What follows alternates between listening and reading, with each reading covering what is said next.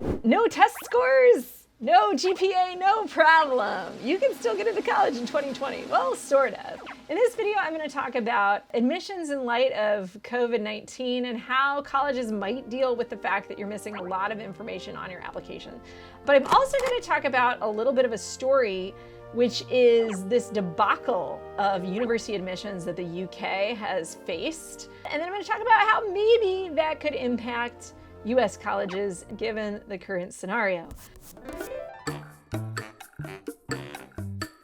If you're wondering who I am, my name is Brooke. I'm an independent college consultant. I've been doing this for over a decade and a half. I also teach SAT and ACT prep, and you can check out our SAT and ACT prep courses at SupertutorTV.com. I've coached students to perfect scores on both exams. I've also got a couple of books for the math section of the ACT. You can find those on Amazon.com. Follow us on social. We've also got a mailing list. It's totally free, so if you don't want to pay a cent, sign up, SupertutorTV.com/subscribe. Subscribe to our YouTube channel. Finally, all you got to do, click subscribe below this video. Cool, thanks, awesome. UK debacle of admissions. Basically, there was this huge debacle in the UK with grades and grading of their A-levels. Some of you may have heard of A-levels. They're kind of like take the SAT, take AP tests, and take final exams and whip them all into a single giant test that determines so much of your life. That's A-levels. But because they're based directly on your curriculum that you do as a student, they are not just like an SAT or an ACT, they are not optional. This is not test optional in the UK. It is a significant part of consideration for your university admission, and thus it's really important if you want to get in somewhere. So all along in the UK, in the application process, teachers have been asked in the past to estimate student scores. But inevitably, teacher estimations are just that. They're estimations. They're not the actual scores. So oftentimes after the real test score comes in, you may get in or you may not get in provisionally based on the actual test score and not just on your teacher recommendation. At least that's how it used to work before COVID-19. Enter COVID-19 and the coronavirus. And when you're on corona time, that means you're not taking giant tests, apparently. All A-levels in 2020 were basically canceled because of coronavirus. So the UK had to figure out another way to evaluate students for university admissions. So what they did first was they went to all the teachers and they asked for teacher recommendations. What happened is when they did this and they had all the teachers write their predicted scores, what ended up happening is there were way more predictions that students were going to get really top grades than usually students get. So these teachers were giving all their kids the benefit of the doubt, and that didn't totally seem fair. So the government came up with an algorithm to try to, knock down some of these grade inflated kind of recommendations. But this algorithm apparently introduced bias. And one of the reasons that it introduced bias is that if you were compared to a cohort of 5 or fewer people, you just got to ride on your teacher's recommendation. And remember, they were all inflated. And if you have a cohort of 5 or fewer people, chances are you go to an independent school or you go to a private school, not a big public school, right? Big public schools, the cohorts that they were comparing students to when they built this algorithm, because they were comparing you essentially to the kid who went to your school last year. So if you placed, 26th according to your teacher recommendation out of 100 kids, and last year there was a kid who placed 26th, they're going to basically try to metrically balance you to that kid who was 26th last year. Right? Whether or not that kid was smarter than you or you were smarter than that kid, that doesn't really matter. Just kind of where they were at is what they're going to bring you sort of down to, right? That was one of the metrics that they're bringing in. And that's not exactly the complexity of the algorithm. The algorithm was more complex than that. It took into account other things as well, national rankings, your ranking, your previous grades on practice tests. There's all sorts of things that were worked in. But in any case, what was happening is that the students that it was negatively impacting tended to be from these schools that were public schools and large schools and where kids were not as financially advantaged. So that, of course, created a huge uproar. And meanwhile, all of these colleges and universities, after these scores have been announced, extended letters of admission to all of these students who had these A-level scores that had been dished out by teacher recommendations. So they'd already given away all the spots in their university, and then all these other kids got their grades downgraded, and then there was public outcry, and then the ministry reversed the decision and said, okay, fine, we're going to let the teacher recommendation stand. But problem, now there's way too many qualified candidates to get into these universities than there originally were, and these universities had already given away a bunch of spots to people.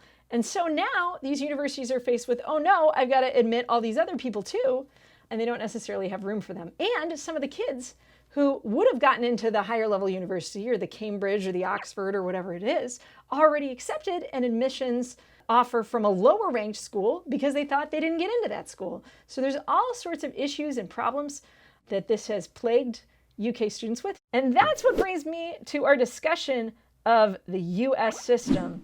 We've got to look at what's going to play into your college admissions during 2020 with so many metrics going into the wastebasket, right? Many of you don't have SAT scores at all.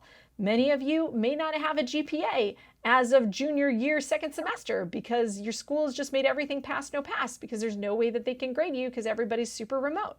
In any case, with the disappearance of actual metrics, it's making it really hard for things to remain fair or for students to earn what they would have rightly earned had they actually been able to take the test. In any case, what does this mean for US schools? Well, as we look forward and we realize that US institutions are going to have more limited things to look at, I think what we're going to find in year 2020, that this is going to be the year of the essay, and it's really going to be a year of subjective admissions, meaning that more than ever, your essay is going to count for a lot. And more than ever, your teacher recommendations are going to count for a lot. Your teachers are going to be comparing you to other students, and that's going to count because you don't have necessarily formal grades in a lot of places, but your teachers are going to recommend you or not recommend you. And my concern with that is naturally when you have these kind of soft evaluations like essays and teachers, these sort of holistic elements, those tend to be less, in some ways, statistical, and they're also open to bias. So I know all of you guys love to complain about how much you hate standardized tests. And granted, I know that standardized tests correlate with income, and that's a problem, and there's bias there. But what you didn't realize is that grade inflation is a piece of bias. And where are grades more likely inflated? Well, from what studies show, and from the UK model, grades are more likely inflated in wealthy schools, whether that's suburban public schools or private schools where students tend to have more financial resources. So we're dealing with grade inflation problems. Then we're also dealing with the potential for teacher favoritism when it comes to teacher recommendations, right? If that plays a larger role in your application, that's prone to all sorts of bias as well. Now, what's even crazier is in this UK debacle, there was a study that I found at cambridgeassessment.org.uk in a journal called Research Matters from a researcher named Tim Gill that basically looked at teachers and how accurate their grade predictions were in previous years when they actually had A-level scores to compare them to. And what this study found is that the exact grade of the A-level and the teacher recommendation only corresponded between 40 and 50% of the time, depending on the grade that the teacher predicted. So what that means is only 40 to 50% of students actually got what they deserved. If you ask me, that's not that awesome of a track record to be about 50-50 coin flip whether your teacher got your grade right. If teachers predicted they would get an A but not an A+, 13.2% of the time they actually were getting A pluses, right? They were getting shortchanged. And I think that's where probably you guys are most concerned about is like, am I getting shortchanged? When teachers predicted Bs, 20% of the time they actually got As, right? When they predicted Cs, 23.2% of the time they actually got Bs. So there's a major discrepancy between what these teachers are predicting and what people are actually getting. Now, granted, the teacher, there's like a standard deviation curve.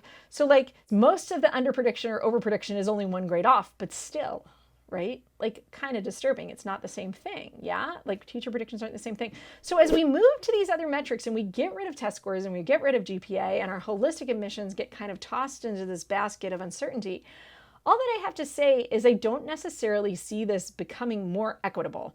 And I know that a lot of people think, oh, you throw test scores out and everything becomes more equalized and more fair. I don't think the story is that easy because I see the potential for bias in a lot of other ways. And I think that's what this UK story shows us, is that when you get rid of a test, things don't necessarily become more fair. And in fact, they can be more biased. What are the ramifications of that? We don't really know long term when we take people from the soft side of things, when we look at pass, no pass, or we only look at sophomore and junior grades. We don't really know, it's kind of a grand experiment. in any case, I mean, we've got to keep moving forward with society, and I don't know what else colleges are going to do but take the information that's available to them. The best advice that I have for you guys out there and you kids is just keep doing your best, you know? Have grit, have persistence, keep getting back up and do the best that you possibly can. And then no one can fault you for it. You matter more than where you go to school. So just keep that in mind. And if you keep your ambition up and keep your spirits high, things are going to work out for you guys. So good luck with all your applications, everybody. Watch more of our channel if you want more tips on the essay, because it seems to be one of the few things that we know you're going to be able to submit with your college application. Thanks for watching, guys, and I'll see you next time. Take care.